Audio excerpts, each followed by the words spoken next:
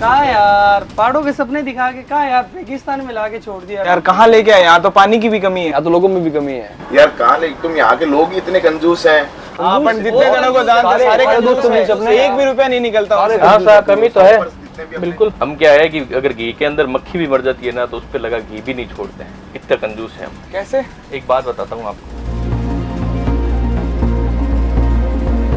ये बात है लगभग 500 साल पुरानी, जब एक मंदिर की नींव में लगभग 40,000 किलो घी का उपयोग किया गया। सुनते ही आपको अजीब लग रहा होगा, लेकिन आज मैं आपको ऐसे ही मंदिर के बारे में बताऊंगा जो बयां करेगा कि मारवाड़ी है क्या और उनकी सोच क्या थी। हम बात कर रहे हैं बीकानेर विश्व प्रसिद्ध भांडा साहा जैन मंदिर की, जिसकी नींव में घी भरा गया। बीकानेर के लक्ष्मीनाथ जी मंदिर के पास स्थित 500 सालों से भी ज्यादा पुराने इस मंदिर का निर्माण सेठ श्री भांडा साहा ने करवाया था।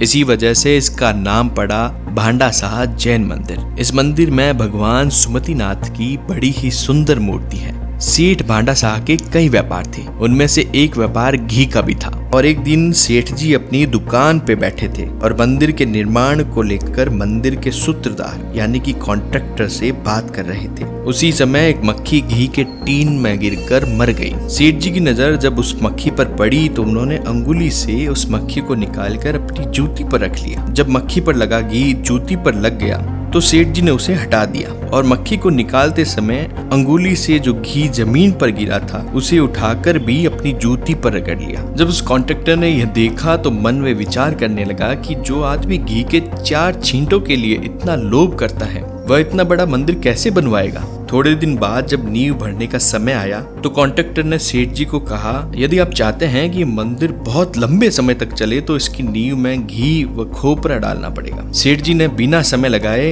हाँ कर दी। दूसरे दिन जब मजदूर आए उससे पहले ही सेठ जी के कर्मचारियों ने मंदिर की नींव में घी डलवाना शुरू कर दिया। कहते हैं 40,000 किलो घी डाला गया और जब कॉन्ट्रैक्टर वहाँ पहुंचा तो वास्तव में सेठ जी घी डलवा रहे थे। ये देखते ही कॉन्ट्रैक्टर घबरा गया और उसने सेठ जी के पैर पकड़ लिए और मक्खी वाली जो घटना है उसे सेठ जी को बताया। इस पर भांडा साहा जी ने कहा कि धन का सदुपयोग करो। घी के छींटों पर चींटियां आती जो किसी के पैरों तले मारी जाती। जूते पर घी लगने से जूता मजबूत होगा और चींटियों के प्राण भी बचेंगे। अहिंसा की ऐसी सावधानी पूर्वक बात सुनने पर जितने भी कारीगर थे उन सभी को अपनी गलती का एहसास हुआ। उन्होंने सेठ से क्षमा मांगी, लेकिन सभी से क्षमा मांगने और घी न डलवाने की विनती सुनने के बाद भी जो घी वहां आ चुका था उसे उन्होंने नींव में डलवा दिया। भांडा साहा जी ने स्पष्ट कहा कि घी अब मंदिर के निमित्त हो गया है, अतः उसका यही उपयोग होगा। अब आपको तो पानी की चिंता करने की भी जरूरत नहीं है। हमने यहाँ पे जानवरों और जीवों के लिए भी हर 100 मीटर पर जंगलों में पानी की व्यवस्था कर रखी है, जिसमें आप तो हमारे मेहमान हो और मेहमानों का सत्कार हम पानी से नहीं 56 भोग से करते हैं। बाहर के लोग अक्सर कहते हैं कि मारवाड़ी कंजूस होते हैं। मुझे ये बात कभी समझ में नहीं आई कि मारवाड़ी कंजूस कैसे होते हैं। मारवाड़ियों का जितना दिल होता है उतना दिल तो किसी का हो ही नहीं सकता। आप भारत के किसी भी कोने में चले जाइए और किसी भी मंदिर में चले जाइए, लगभग सभी मंदिरों का निर्माण मारवाड़ियों ने करवाया है। कुछ लोग सोच रहे होंगे कि मारवाड़ियों ने भगवान के डर से मंदिर बनवाए हैं, लेकिन आप किसी भी गांव में जाएंगे तो वहां आपको धर्मशालाएं मिलेंगी। आज के जमाने में किसी भी शहर और गांव में जाने के लिए आपको बहुत से साधन मिल जाएंगे, लेकिन उस समय कोई भी साधन नहीं था। अगर कोई आदमी शहर गया हुआ है, उसको रात को अपने गांव आना था और शाम को उसकी लास्ट बस भी निकल जाती, तो उसके पास रहने के लिए और खाने के लिए एक ही ऑप्शन बचता था, वो था धर्मशाला, जिसका किराया मात्र 2 रुपए या 5 रुपए हुआ करता था। और अक्सर लोग कहते हैं कि राजस्थान के अंदर पानी नहीं है। मैं उनको बताना चाहूंगा कि राजस्थान में जब भी आप आए तो मुझे नहीं लगता कि कहीं पे भी आपको पानी खरीदने की जरूरत पड़ेगी।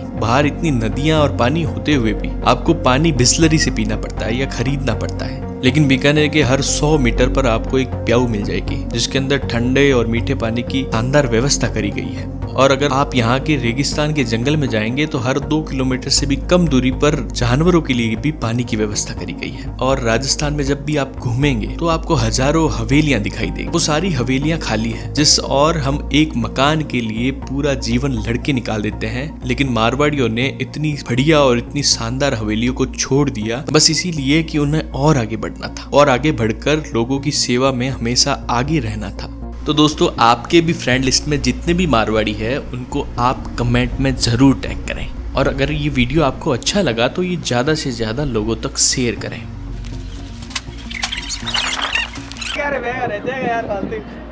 बैग अंदर है ना, एक और किसका है वो? बैग अपने रोल लेके, अरे रोल तो छोड़ तू